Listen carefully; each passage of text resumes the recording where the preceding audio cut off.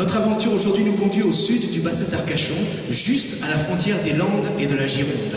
Amis auditeurs, nous sommes en la capitale du pays de Buch, la Teste de Buch, et les paroissiens du secteur pastoral réunis ici, église de Saint-Vincent, vous saluent. Père Sylvain Arnaud, merci de nous accueillir chez vous. Bonsoir et merci à vous qui nous rejoignez sur les ondes. Alors Père Sylvain, vous êtes le curé du secteur. Vos paroisses ont des talents, c'est ce que nous allons pouvoir constater au cours des 2 émissions que nous enregistrerons chez vous. Alors pour cette première, il sera particulièrement question de solidarité et de proposition de la foi. Mais avant de commencer, Père Arnaud, ce secteur, ce sont 2 paroisses, c'est ça? Oui, 2 paroisses qui ne forment qu'un seul secteur, la Teste et Cazaux. 2 paroisses du bassin d'Arcachon. On commence par la plus petite, Cazaux. Cazaux qui a la particularité d'avoir une base militaire qui est une des bases militaires aériennes les plus importantes de France, qui représente une réalité très importante. Il faut savoir que c'est la base de Cazaux qui intervient lorsqu'un bateau est en difficulté sur toute la côte atlantique.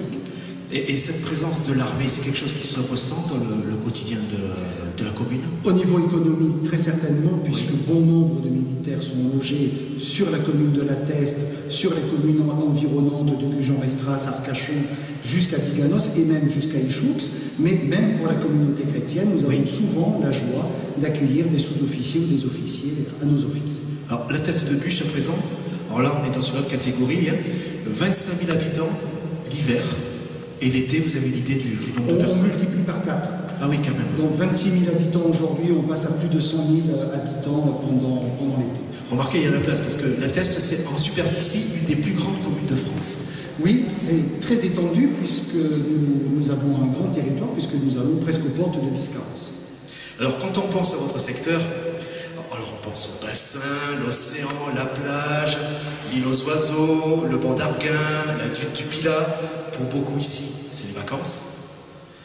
La population change, vous l'avez dit, elle se multiplie au cours de la saison. Quelle en est la conséquence sur la vie de la paroisse? Moi, c'était mon premier été que je passais ici cette année, et force a été de constater que la communauté chrétienne a doublé de volume et que nous avons eu des personnes venant de toute l'Europe, ah oui. Et même au-delà, puisque nous avons eu plusieurs dimanches des personnes venant de Californie ou de Washington, par exemple, qui venaient du Vietnam, et donc tous les pays d'Europe étaient représentés, donc c'était très sympathique. Alors Père Arnaud, vous êtes curé ici depuis 1 an, on aura l'occasion d'en parler la semaine prochaine. 1 an c'est court, mais c'est suffisant pour commencer à se faire une idée précise du secteur. Alors, à l'heure où nous enregistrons, on est aujourd'hui le 18 septembre, la vie ici commence à reprendre un rythme normal. Oui. À quoi ressemble le quotidien hors saison à la Teste? Est-ce que les Testerains sont heureux de se retrouver entre eux? Heureux, je ne sais pas. On essaye de se retrouver. Mais il faut juste donner la définition de la Teste de Buch, qui veut dire la tête de bois. Et je crois que certains Testerains ont du tempérament, savent ce qu'ils veulent, et on m'a rapporté qu'il était parfois assez difficile de nouer et de lier contact les uns avec les autres. Certains m'ont fait, par exemple, part de leur difficulté à créer des réunions de quartier, des repas de quartier. Ah oui. Le Testerin doit être un peu comme les Landes girondines que j'ai quittées l'année dernière, un tout petit peu méfiant. Un peu méfiant. Est-ce que du coup, la solitude est un problème, peut-être, du coup, si les gens ne se retrouvent pas? Alors moi qui arrive de paroisse rurale, oui. J'ai été, dès mon arrivée, frappé par une certaine forme d'isolement, voire même de solitude, qui est peut-être liée à un habitat aujourd'hui qui est composé essentiellement d'appartements, d'immeubles, qui ne créent pas forcément la convivialité. Et j'ai moi-même été souvent, depuis 1 an, confronté à une certaine forme d'isolement de la part de personnes qui viennent me dire leur détresse. Vous parliez d'habitat, justement. Quand on se promène à la Teste, on croit souvent de belles maisons. C'est vrai, hein? On a l'impression d'une certaine image d'opulence. Vous en pensez quoi, vous? Alors, vous avez des quartiers comme celui du Pilat, effectivement, où vous avez des superbes villas début du siècle ou même des années 50-60, mais il y a des quartiers où je vous invite à aller vous promener qui sont beaucoup moins heureux et où il y a une réelle pauvreté économique dans notre ville de la Teste. Alors justement, tisser des liens fraternels, familiers, entre les hommes, familiaux, entre les hommes. C'est aussi une mission de l'Église.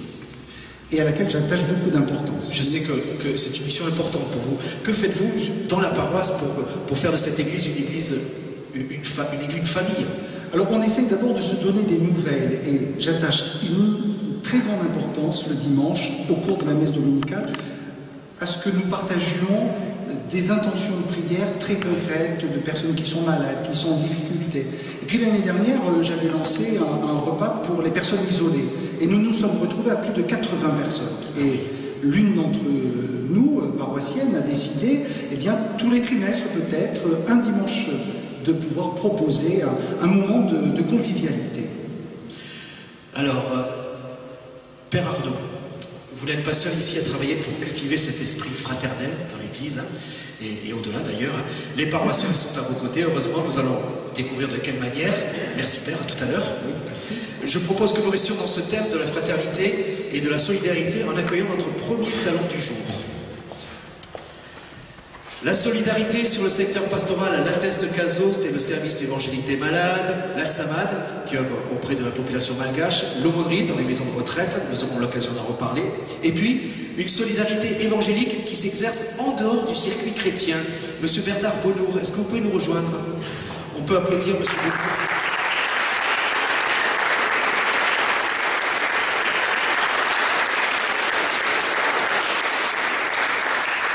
Vous avez votre fan club ici. Oui, j'ai payé assez cher à la claque. Ah bon. Merci Monsieur Bonneau d'être avec nous. Alors vous êtes membre de l'équipe d'animation pastorale, vous dirigez également la chorale, et puis il paraît que vous êtes un grand bricoleur. On parle de vous ici comme le Michel Morin de la paroisse. Oui, c'est ce que dit le Père. Je cloue, je visse, je rabote, je ponce. Je rejoins un doigt, un Christ.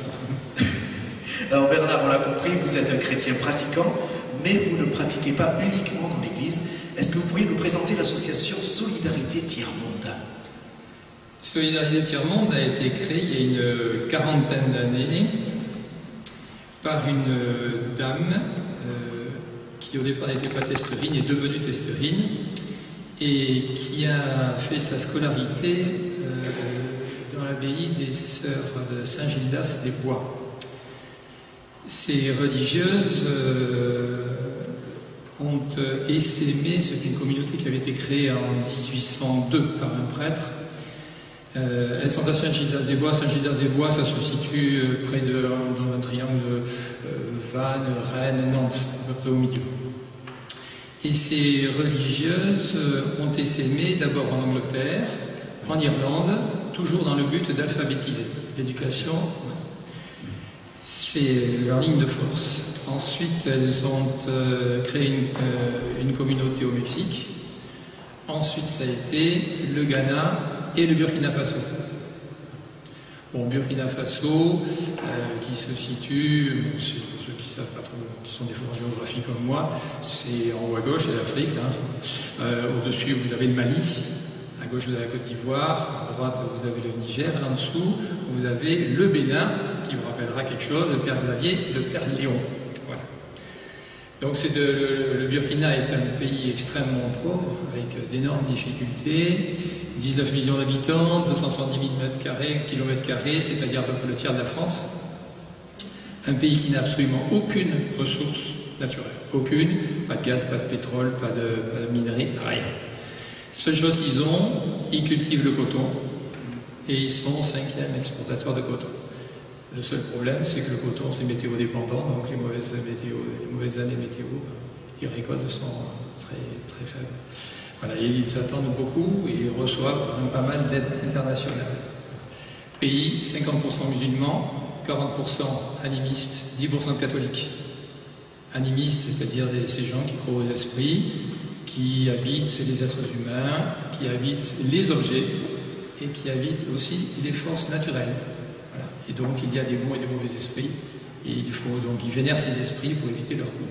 Alors cette aide qui provient de l'étranger, elle provient en partie de votre association, l'association Solidarité Tiers-Monde. Vous y récoltez des dons en nature, des meubles, des livres, de la vaisselle, des vêtements, des jouets. Si besoin, vous les retapez. Vous les revendez et l'argent récolté va donc à ces personnes. En gros, le principe de l'association, c'est ça. Donc le montant à peu près en année moyenne, c'est quand même 85 000 € qui sont donnés à ces religieuses. Et justement, à quoi sert l'argent que vous envoyez? Est-ce qu'il sert à financer des actions précises au Tout à fait. Tout à fait. Il y a eu un dispensaire qui a été créé, parce qu'évidemment il y a d'énormes besoins, surtout au moment des épidémies, épidémies de méningite, épidémies de paludisme, également au niveau des vaccinations. Ont été créées également des garderies avec ce qu'on appelle des formatrices qui prennent en charge les enfants pendant que les mamans travaillent au champ. Il y a un groupe scolaire qui est très important, avec 600 enfants à peu près, qui vont de la maternelle à la seconde, je crois. Et Tiers-Monde assure tous les frais de cantine, ce qui est quand même énorme aussi, pour ces 600 enfants. Alors, vous agissez au Burkina et également à la Teste, ici. Le tiers-monde, pour vous, c'est pas forcément le bout du monde. Absolument. Voilà, le conseil d'administration a décidé à sa dernière réunion d'augmenter considérablement notre aide locale. Jusqu'à présent, on donnait également d'ailleurs aux œuvres de Saint-Vincent entre 12 et 15 000 € à peu près par an, Saint-Vincent de Paul, d'Arcachon et Christian. On donne également au CCS de la Teste, une part modeste pour le moment, mais que nous sommes engagés à augmenter considérablement. Puis des petites associations par-ci par-là. Et puis l'aide que vous donnez à la Teste n'est pas uniquement une aide financière. Non. Il y a des personnes qui arrivent qui sont en très grande difficulté et pour lesquelles on a décidé de donner du petit électroménager, un matelas, un sommier, des vêtements, enfin Dieu sait quoi, dont ils peuvent avoir besoin et qui sont incapables d'acquérir. Et vous donnez aussi des coups de main. Alors voilà, là je voudrais faire en même temps un appel, parce que l'aide matérielle ou financière c'est une chose, mais je pense qu'on devrait essayer d'être un petit peu plus sentinelle, qu'il se crée un peu des réseaux d'information, de façon à ce que les gens signalent certains cas de misère qui se cachent, qui sont souvent très discrètes, très silencieuses, très pudiques. On ne les voit pas.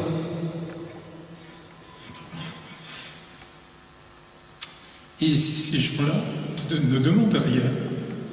Et je pense qu'il faut leur donner. On peut. Il n'y a pas de doute, on peut. Voilà. Le tout, c'est de les révéler, ces gens-là. On est tous capables d'aider, de faire un petit quelque chose.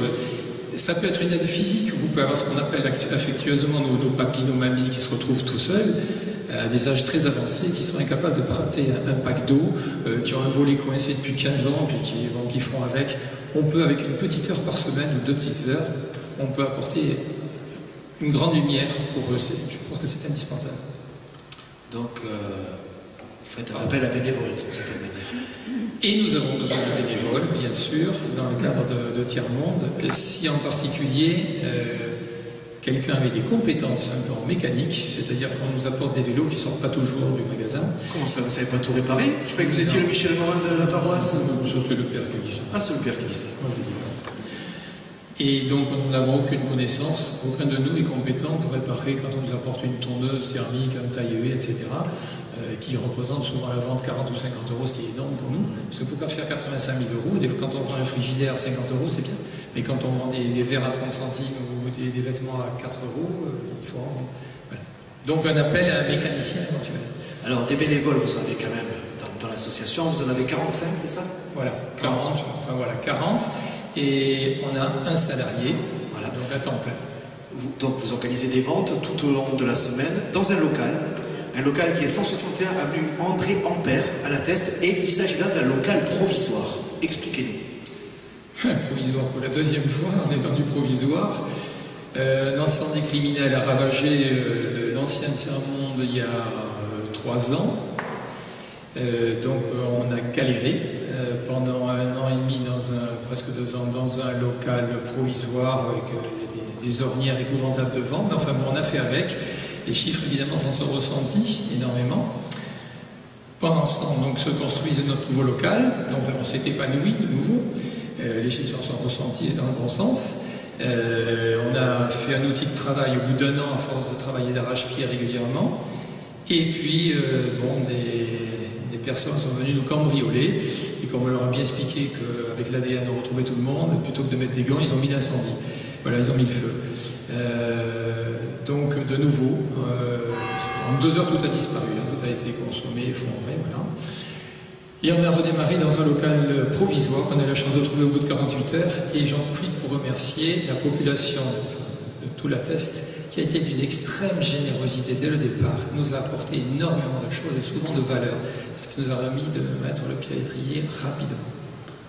Donc par-delà cette épreuve, la solidarité continue dans ce local provisoire, un local plus petit. Est-ce que vous avez encore de la place pour accueillir des dons?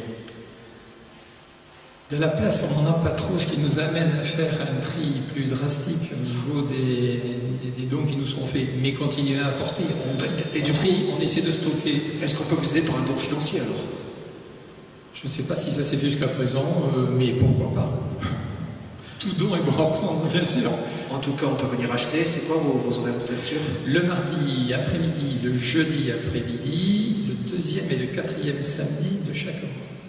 Voilà, Solidarité Tiers-Monde, la vente d'objets pour favoriser l'action dans les pays émergents et créer du lien entre le Nord et le Sud. C'est ce qui est écrit sur notre site.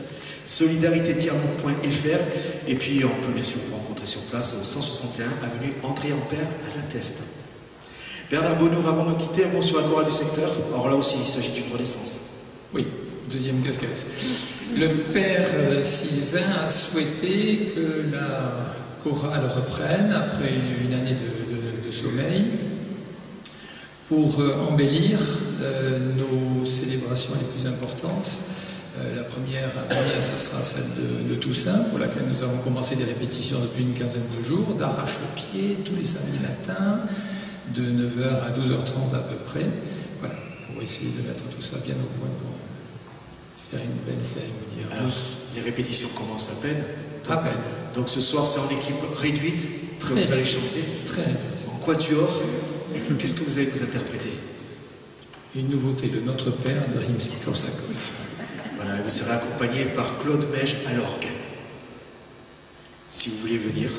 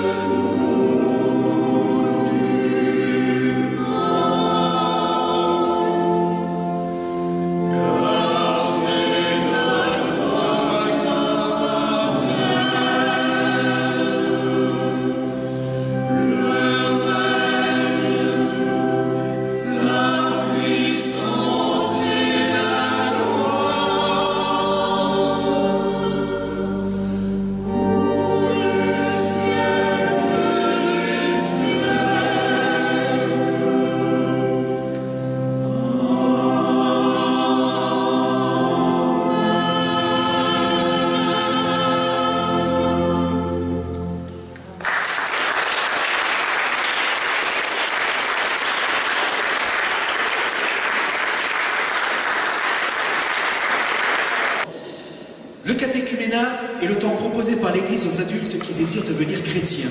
Ces nouveaux venus dans l'Église sont accompagnés vers les premiers sacrements par une équipe organisée ici par Madame Chantal Trépin. On peut l'applaudir, est-ce qu'elle est là au fond?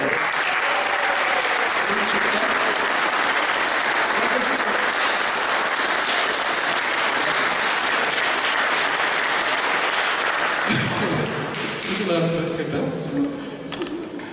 Et Monsieur Bischoff est passé par les mains de cette équipe également. Est-ce qu'on peut l'accueillir?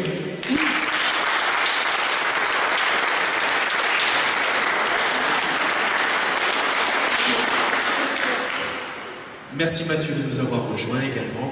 Avec plaisir, merci de m'avoir invité. Moi, tu as un micro un peu plus grand, je ne sais pas pourquoi.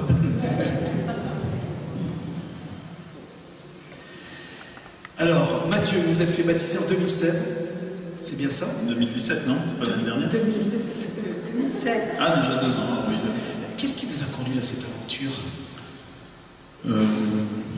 Voilà, j'ai toujours été attiré en fait par l'église. En fait, j'allais aux messes, des choses comme ça. Je rentrais dans les églises beaucoup, mais bon, j'avais aucune notion, enfin aucune connaissance en fait. Voilà, c'était des trucs que j'avais vu un peu sur la télé et tout ça, mais bon.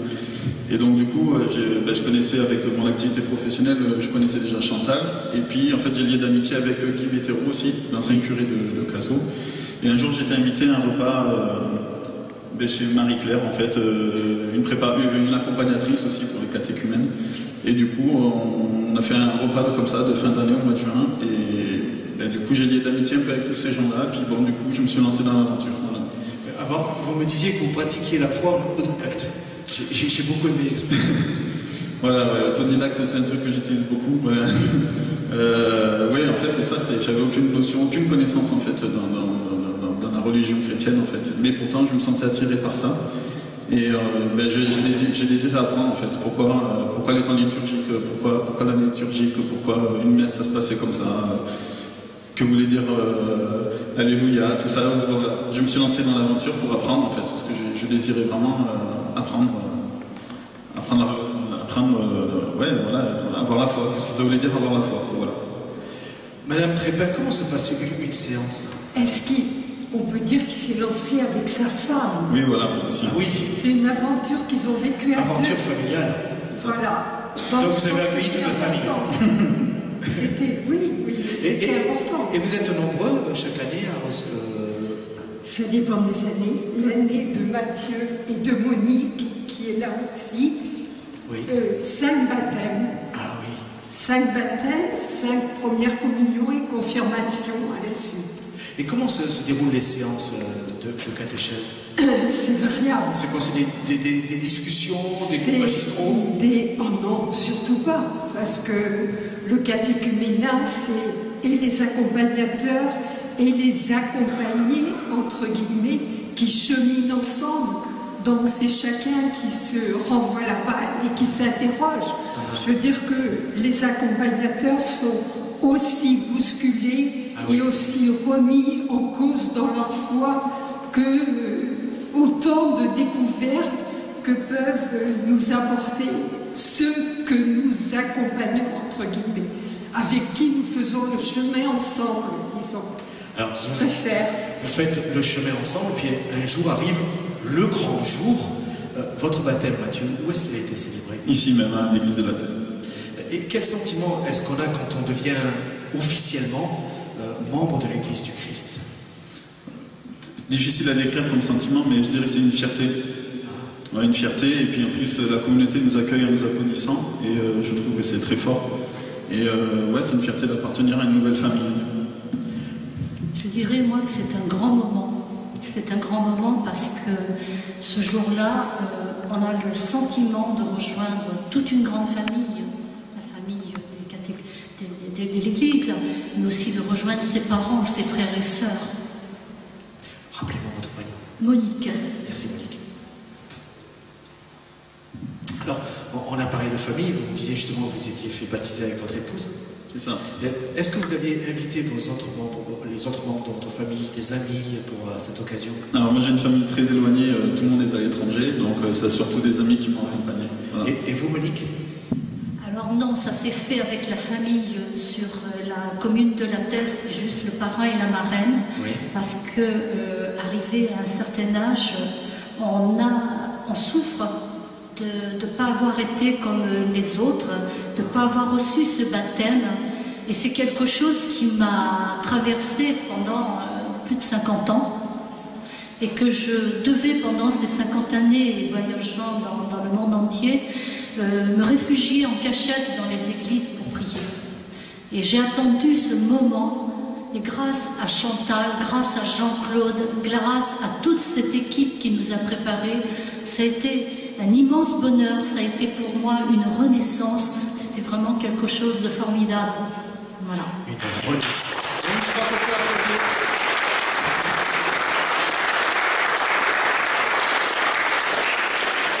Alors, ça a été une renaissance, il y a eu un après. Que vous apporte aujourd'hui dans votre quotidien cet apprentissage du message du Christ? Ben, nous vivons tous les jours avec le Christ maintenant. C'était déjà le cas avant, mais encore plus, puisque bon, déjà tous les dimanches nous sommes présents à l'église, mais en dehors des dimanches, même en semaine, nous sommes présents dans l'église. Nous avons des contacts avec beaucoup de gens de la commune de Lantès et de la commune d'Arcachon.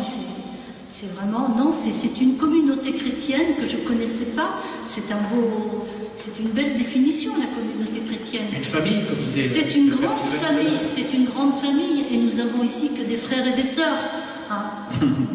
Et vous, Mathieu, que vous apporte au quotidien? Moi, c'est une nouvelle réflexion en fait sur la vie. Oui. Voilà, tout simplement face aux situations difficiles, de par mon métier déjà. Quand les gens ils disent tiens, que si je vais au bon Dieu pour mériter ça, voilà, c'est une nouvelle réflexion. Prendre les choses différemment. Voilà, face aux difficultés, voilà, c'est une partager en fait quelque chose, quoi. Ça s'équipe pas. Voilà. Un autre regard sur la vie. Voilà, c'est ça, notre regard totalement. Une réflexion, ouais. Une nouvelle réflexion et anticiper. Réfléchir à un événement, voilà. Alors on va changer de sujet, là je vais m'adresser tout particulièrement à Mathieu, si vous voulez bien. Je ne sais pas si la paroisse est au courant, mais elle a peut-être accueilli le nouveau Spielberg. Si. En dehors de votre profession dans le médical, c'est ça, oui. Vous produisez des courts-métrages. Est-ce que vous pouvez nous raconter votre aventure? Allô? Est-ce que vous pourriez nous raconter votre aventure avec le Kino Cabaret? Voilà, alors du coup, je me suis lancé depuis 3 ans dans la création d'une web-série et dans le tournage de courts-métrages. Et l'année dernière, en fait, le temps passe vite, du coup, l'année dernière, en fait, j'ai participé à un Kino Cabaret. Donc, c'est une performance, c'est un concours de cinéma, en fait, qu'on appelle performance, c'est-à-dire qu'on doit constituer des équipes de tournage. Et en 48 heures, on doit, avec un thème ou une contrainte, enfin, des contraintes et des thèmes qu'on nous impose, on doit écrire, réaliser, monter et diffuser un film, en fait.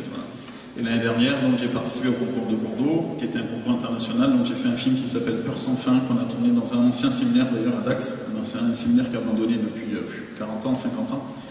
Et donc, du coup, on a tourné un film d'horreur là-dedans, et donc, il a été diffusé au concours. Et comme c'était un concours international, il a été sous-titré. Et comme je partage mes vidéos sur YouTube, en fait, ma vidéo a été vue par un réalisateur américain qui m'a invité à écrire à inscrire mon film à un concours en fait là-bas aux États-Unis à Los Angeles, et mon film en fait a été sélectionné et nominé l'année dernière à Los Angeles. Voilà.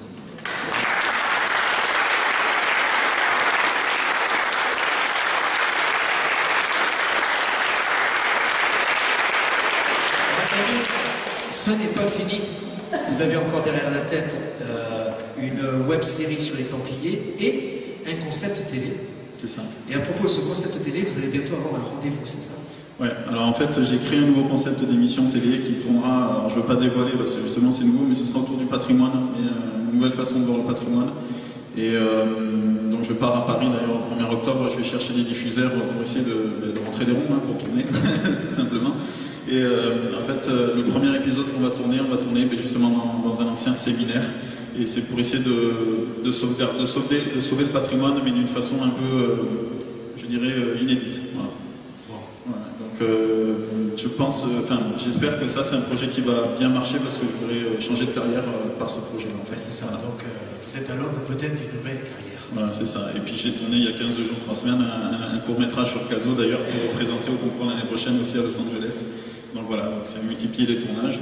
Mais le concept télé, je pense que c'est ça qui va me faire qui va me faire démarrer vraiment dans la production. Voilà. Bon. Une dernière chose, on aime beaucoup l'image sur le secteur pastoral La Teste Caso. Ce soir, nous sommes filmés. Nous sommes filmés par 2 personnes de l'équipe de Family Media. Family Media, c'est une association qui œuvre sur la paroisse, comme vous, caméra au point, mais là plutôt dans le reportage. Vous êtes sur la même paroisse. Est-ce que vous collaborez ensemble? Ben, on n'a jamais eu l'occasion. Pourtant, c'est eux qui ont filmé mon baptême, donc il y a 2 ans déjà. Voilà. Vous avez collaboré, alors. Et d'ailleurs, je remercie Pascal, je ne sais pas s'il est là pour le film qu'il a fait, un super souvenir. Et non, en fait, là, ils font de la captation, ce qu'on appelle, c'est-à-dire qu'ils filment un événement en direct.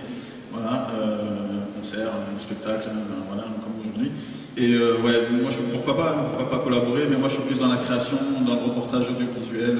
Et pourquoi pas? Dans la création, pourquoi pas, bien sûr. On est peut-être là à la naissance de la future métro Goldwyn-Mayer. C'est ça. Okay. Et là, je lance vraiment, enfin, moi, j'ai lancé vraiment ma boîte de prod, et puis là, mes prochains tournages, ce seront réellement avec une entité de producteur. Voilà. Le catéchuménat, recevoir le baptême, ou être confirmé, c'est possible, et à tout âge, et pour tout le monde. Et ça, c'est pas du cinéma. Mathieu Pichoff, kinésithérapeute, et en chemin, dans le 7e art comme dans la foi. Monique également, nouvelle baptisée, et Madame Chantal Trépin, de l'équipe du catéchuménat. Un grand merci pour votre témoignage.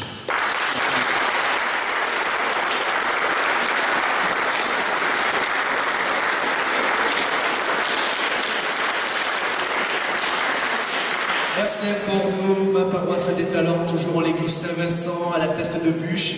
Depuis 1993, les 15 maisons de retraite du secteur pastoral La Teste Caso reçoivent la visite de paroissiens bénévoles venus apporter davantage de soleil à leurs résidents. L'aumônerie en maison de retraite, présentation avec Annie Boutin, coordinatrice de l'équipe, et monsieur Alain Dupont, visiteur. On peut les applaudir pour les applaudir.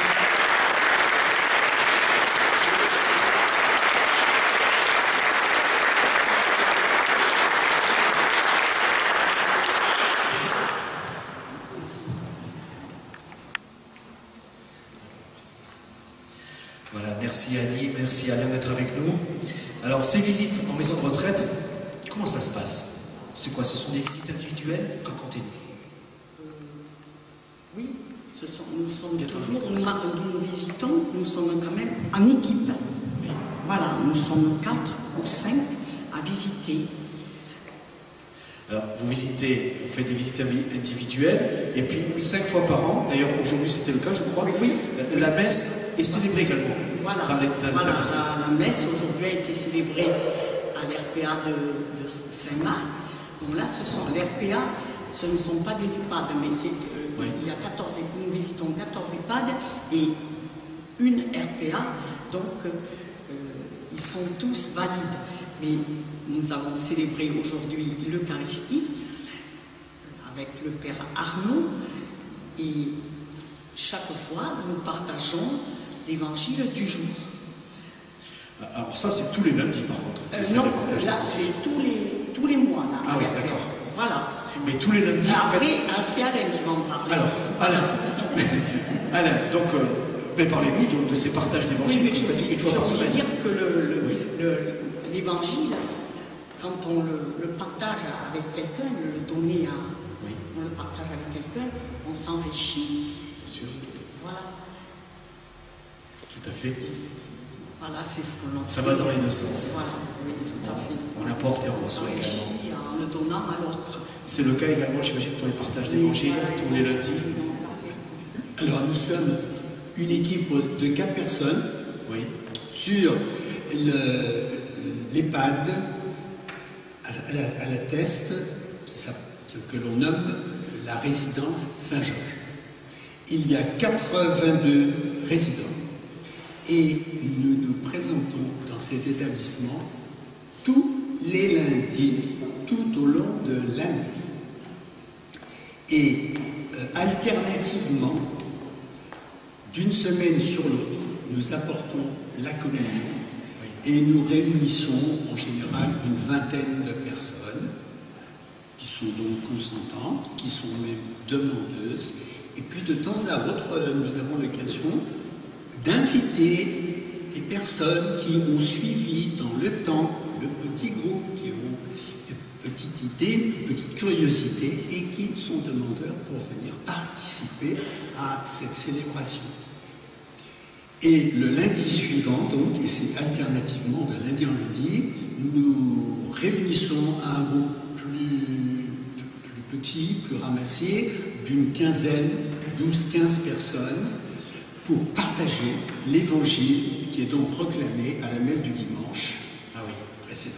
Voilà, dimanche, le lundi, on prend cet évangile. Alors, ces moments de partage, ces moments d'Eucharistie, ce sont des temps spirituels.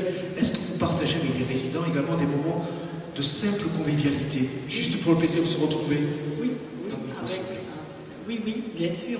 C'est très important, justement, de le dire à notre manière et de les faire partager.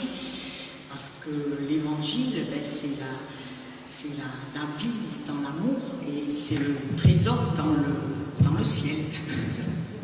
Allez, on revient et l'espérance. Et l'espérance, bien entendu.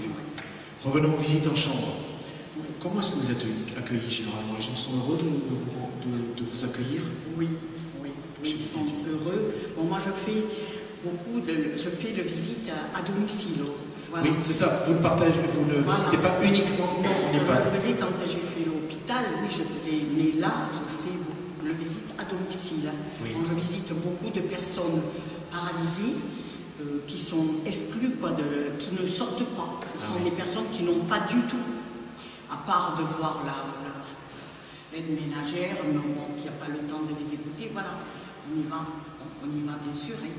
Au nom de l'Église, au nom de l'Évangile. Là, nous sommes envoyés et nous visitons donc ces personnes, beaucoup de paralysés, d'exclus, voilà, qui ne...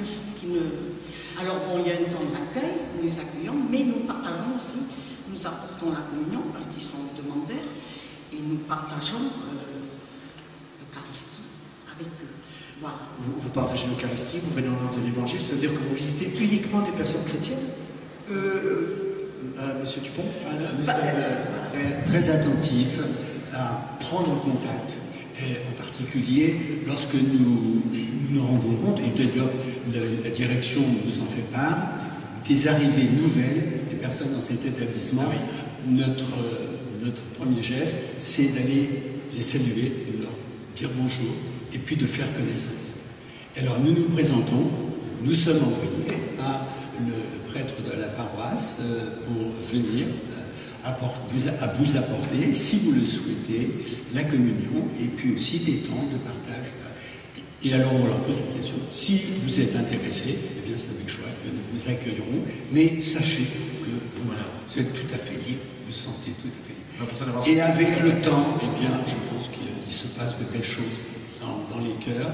Personne qui avait un petit peu abandonné, ou peut-être beaucoup, la vie, eh bien là, il y a des choses qui s'ouvrent. Et on les retrouve petit à petit à venir dans nos groupes. Alors, on l'a dit, ce secteur, ce sont 15 maisons de retraite. Et donc, en théorie, ça représente 15 équipes de visiteurs, c'est ça? Oui. Et combien de personnes en tout? 47. 47 personnes. Oui. Donc, depuis 1993, le démarrage de... Oui, on a commencé par 47, on a commencé, on était 2. Oui. Et puis bon, voilà. Et justement, vous me disiez au téléphone que généralement, vous ne rencontriez pas de problème pour vous renouveler. Non, pas bon. Oui, bien sûr, il y a des personnes qui quittent, mais on a toujours 2 ou 3 qui arrivent. Voilà. Bon, ça nous arrive aussi, là, on a une maison où on voudrait...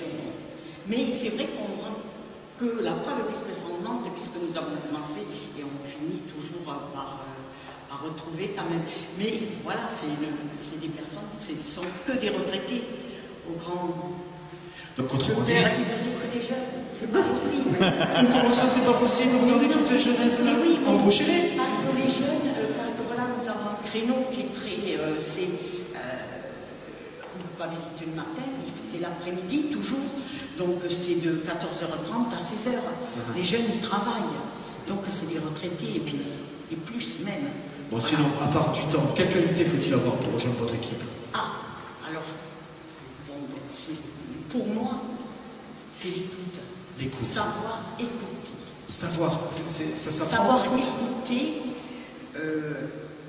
Parce que les personnes âgées, bon, pareil, on le disait, les personnes âgées, elles existent justement quand on écoute tout ce qu'elles ont vécu. Oui. Voilà. Donc, quand elles se sentent en confiance, elles libèrent leur cœur et elles disent tout ce qu'elles ont sur le cœur, leur joie, les peines et puis toutes les lueurs de leur vie. Vous me disiez l'autre jour, le malade parle vrai. Voilà, et c'est ça. Il parle vrai parce qu'il a confiance, parce qu'il peut parler. Oui. Comme on dit, dans une maison de retraite, ils ont des personnes autour d'eux, mais ils n'ont pas le temps de les écouter. Mais l'écoute, oui, c'est vrai qu'il y a beaucoup à dire sur l'écoute. Donc vous êtes avant tout une oreille. Et dernière question. On l'a compris, les gens que vous visitez sont heureux de votre visite. Vous représentez pour une fenêtre ouverte sur l'église et sur le monde extérieur en général. Et vous, Annie, Alain, est-ce que vous êtes heureux dans ce service? Oui, alors moi j'ajoute qu'il y a maintenant une dizaine d'années que nous faisons ce service et que les premiers temps, j'allais à la maison de retraite Saint-Georges avec des semelles de plomb. Ah oui. Mais je dois reconnaître qu'aujourd'hui, je sais pas, il y a eu une ouverture et puis une relation, par la relation avec ces personnes qui sont souvent murées un peu dans le silence, même qu'elles sont toutes réunies dans le salon. Et donc il y a là, je pense, un temps fort pour chacune d'avoir ce contact. Et elles le savent et elles attendent, parce qu'elles savent que toutes les semaines, tous les lundis après-midi, on les retrouve, on se retrouve, on se salue, on se donne les nouvelles. Je pense que ça, c'est très riche. Vos semelles se sont allégées. Oui, tout à fait. Allez, Matthieu 25, 36, j'étais malade et vous m'avez visité. L'aumônerie dans les maisons de retraite, une présence, une visite, un accompagnement spirituel, une écoute avant tout. Annie Boutin, Alain Dupont, merci.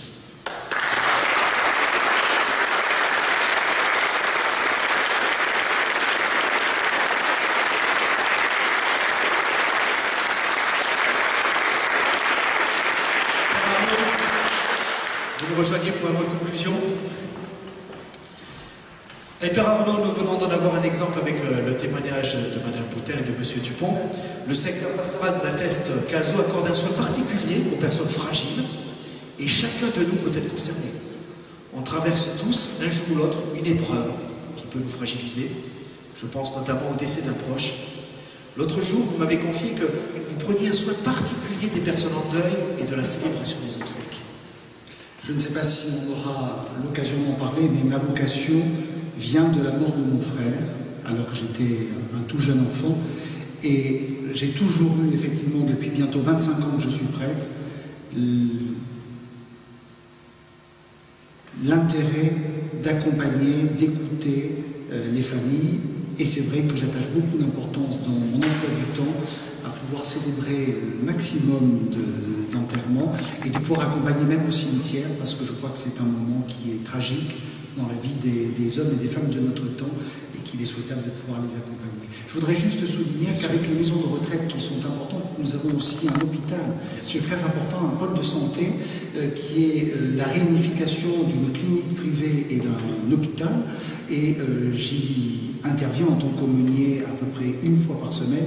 Et il n'est pas rare que lorsque je visite dans les étages les malades, on m'attrape par la manche en me disant « Mon père, est-ce que vous acceptez de venir voir ma femme ou mon mari qui aurait besoin de votre présence ?» Voilà. Et puis, vous entretenez aussi également un lien avec les personnes qui sont parfois en marge de la société. On aura aussi l'occasion d'en parler, et ça, ce sera la semaine prochaine. L'Église aux côtés de ceux qui sont dans la peine, qui galèrent, même s'ils ne vont pas à la messe. Père Arnaud, la semaine prochaine, nous reviendrons sur cette Église qui se décentre pour aller vers les périphéries. Il sera également question de la jeunesse sur le secteur et d'art sacré. Est-ce que vous viendrez à l'émission? Avec plaisir. Bon. Et vous, les paroissiens, est-ce que vous serez là? Oui. Il ne manquera que vous, amis auditeurs, et nous serons au complet. Cette émission est disponible en podcast sur rcf.fr et en photo sur la page Facebook de l'émission. Merci à Benjamin Legros pour la technique. Rendez-vous la semaine prochaine, même endroit, même heure. Que le Seigneur vous bénisse.